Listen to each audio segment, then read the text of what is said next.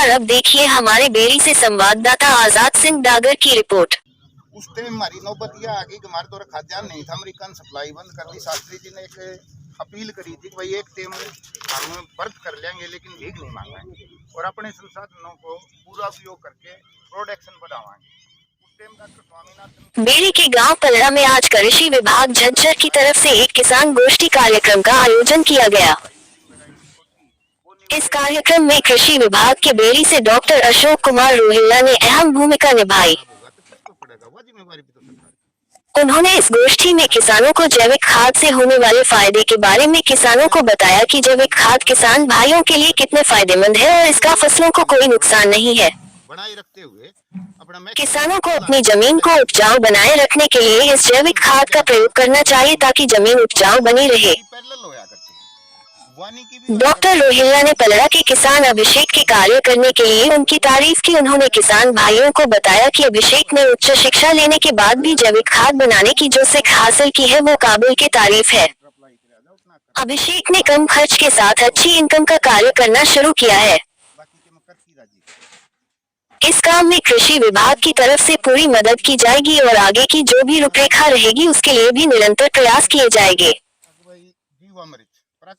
वही अभिषेक पलड़ा ने बताया कि हम जैविक खेती के साथ साथ जीवामृत भी बनाते हैं। उसमें गाय के मूत्र, गुड़, पेड़ों की जड़ की मिट्टी और सामग्री मिलाकर तैयार करते हैं। हमने करीबन 1 किले में अपना काम शुरू किया हुआ है जो कि काफी फायदा का काम है और इसमें एक बैच तैयार करने पर करीबन 400-500 की लागत लगती है और जैसे जैसे खाद तैयार होता जाता है उसका फायदे मिलते रहते हैं। अभिषेक ने कहा कि जैविक खाद से जो हमें फायदे होते हैं वो सबसे पहले हमारी जमीन को होते हैं, उपजाऊ शक्ति बनी रहती है और फसलों को भी फायदा होता है। सभी किसान भाइयों को जैविक खाद अपनाकर अपनी फसलों को बढ़ावा देना चाहिए। और हमारे एग्रीकल्चर के ये ग्रेजुएट पोस्ट ग्रेजुएट भी हैं। ये ऑर्गेनिक फार्मिंग का और वर्मी कंपोस्ट का अपने यहाँ पे संयंत्र भी लगाया इन्होंने और बहुत बढ़िया प्रैक्टिकल तरीके से करते हैं। तो इनके फार्म के ऊपर हमने किसान गोष्ठी का आयोजन किया।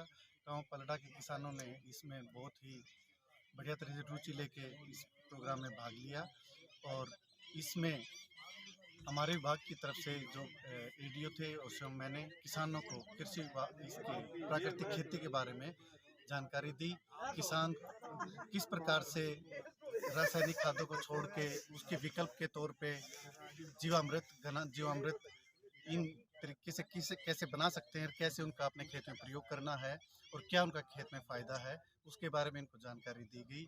और किसानों को सरकार की तरफ से प्राकृतिक खेती जो करते हैं उसमें क्या क्या स्कीमें हैं, क्या क्या उनको सुविधाएं दी जा रही हैं, उस बारे में विस्तार से बताया गया।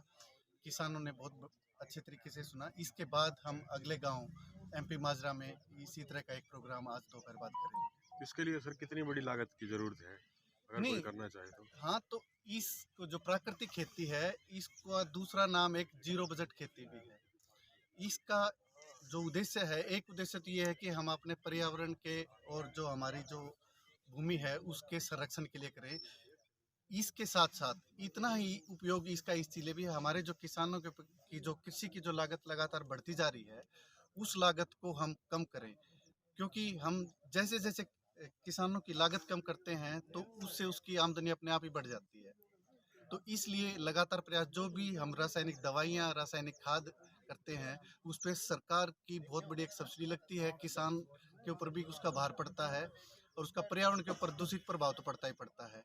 इसलिए इस जो प्राकृतिक खेती के जो तरीके इसका बहुत ज़्यादा महत्व है, इसीलिए सरकार इसके ऊपर सब्सिडी भी दे रही है और पूरा प्रयास हमारा है कि हम गांव-गांव जाकर हर एक किसान को इस बारे में जागरूक करें ताकि वो धीरे धीरे करके इस पद्धति को अपनाएं। डॉक्टर साहब, यूरिया और जो डीएपी है उससे ये सस्ती है या वो जो सस्ती पड़ती है और कितने मतलब कारगर है? निश्चित तौर पे बहुत ज़्यादा सस्ती है। इसको तो मैंने आपको बताया कि भाई जो प्राकृतिक खेती है उसका प्रिंसिपल है कि जो किसान के पास जो साधन उपलब्ध है, भाई हमारे इसमें क्या यूज़ करते हैं हम, खेत से हमें जो अवशेष बचे, गाय का गोबर, गाय का मूत्र, हमारी खुद की मिट्टी, थोड़ा सा गुड़ और बेसन, ये चीज़ चाहिए होती है। उसे हम जीवामृत तैयार करते हैं और उसके अंदर जो छोटे छोटे सूक्ष्म जीव जो हमारे साथी होते हैं वो पैदा होते हैं और वो मल्टीप्लाई करके खेत में उगते हैं। तो आप इसमें तो ये कह सकते हो कि ये किसानों को आत्मनिर्भर बनाने के लिए एक बहुत ही बढ़िया तकनीक है। तो फसल के साथ साथ डॉक्टर साहब इसमें बागवानी या अदर जैसे हर एक वो चीज जो हम जमीन पे उगाते हैं उसमें ये तकनीक हर एक में कारगर है, चाहे वो हमारी है ना खाद्यान्न की फसलें हैं, दलहन की फसलें हैं, या हमारा गन्ना है, या फिर हमारे बागवानी मतलब सब्जी प्लेज जिसको कहते हैं प्लेज, या फल फ्रूट बाग, जो भी चीज जमीन में उगाई जाती है इसका सिद्धांत ये है कि जमीन की जो उपजाऊ शक्ति है उसको बढ़ाना बिना रासायनिक खादों का प्रयोग किए। ठीक है भाई, आपने ये जो प्लांट लगा है ये क्या मकसद था आपका? मेरा मकसद दरअसल यही है सर कि खेती को कैसे भी करके हमको बचाना है। जो पूरी तरह रासायनिक हो चुकी है आजकल खेती, हमें उसको बचाना है। जितने भी अपने प्राकृतिक सोर्स हैं, जितने भी प्राकृतिक संसाधन हैं, जैसा कि डॉक्टर साहब ने बताया कि जो किसान के पास अवेलेबल हैं, जिसको हम कह सकते हैं उपलब्ध है, जिसमें किसान का पैसा नहीं खर्च होना, उसका कैसे अच्छे से उपयोग करके ज़्यादा से ज़्यादा किसान की आमदनी को बढ़ाएं। ये मेरी सोच थी इस प्रोजेक्ट के पीछे, और डॉक्टर साहब ने भी मेरे को बहुत अच्छा गाइड किया इसको स्टार्ट करने में भी, और अब भी हैं, और भी हम आगे डॉक्टर साहब के साथ लगे रहेंगे, और भी हैं डॉक्टर साहब बता रहे हैं, तो उसमें हम काम करेंगे। तो आपने कब से शुरुआत की थी इसकी? मेरे को इसको हो गया 1 साल के आसपास हो गया सर, 8 महीने नहीं 10 महीने, वो हाँ 10 महीने 1 साल के आसपास हो गया मेरे को, और इसका काफ़ी अच्छा आउटपुट देखने को मिल रहा है मेरे को। किसानों का भी बहुत अच्छा रिस्पॉन्स हम कह सकते हैं कि आ रहा है, देखने में मिल रहा है हमको इसमें। आज गांव के लोग जोड़े हैं आपने, हाँ जी सर। उनमें कैसा लगा आपको? गांव में पूरा ऊर्जा का माहौल देखने को मिल रहा है कि ऑर्गेनिक को लेकर, प्राकृतिक खेती को लेकर गांव के लोग पॉजिटिव सोच रख रहे हैं। ये बहुत अच्छी बात है, और ये आने वाली जनरेशन के लिए बहुत अच्छी काम करेगी कि जैसे पुराने विचारों को मिलकर और नौजवानों की ऊर्जा को मिलाकर अगर हम काम करें तो आज के टाइम पे कुछ भी इम्पॉसिबल नहीं है, हमेशा कहना चाहिए। केचुआ खाद की बात है, कितने दिन में तैयार हो जाती है ये? क्या क्या प्रोसेस है इसका? केचुआ खाद सर आपकी 2.5 से 3 महीने में आराम से तैयार हो जाती है। इसमें कुछ नहीं है सर, आपको गाय का गोबर लेना है, उसमें केचुए डालने, प्रॉपर पानी डालना है, केचुआ खाद तैयार है, प्राकृतिक खाद जिसको हम कह सकते हैं। और अपना जीवामृत भी ऐसे ही है, कुछ नहीं लगना, गाय का गोबर लगना है, गौमूत्र लगना है, कोई भी चना दाल आटा लगना है, खेत की मेड़ की या पीपल के नीचे की मिट्टी लगनी है, उसमें भी किसान इजीली तैयार कर सकता है 1 ड्रम में।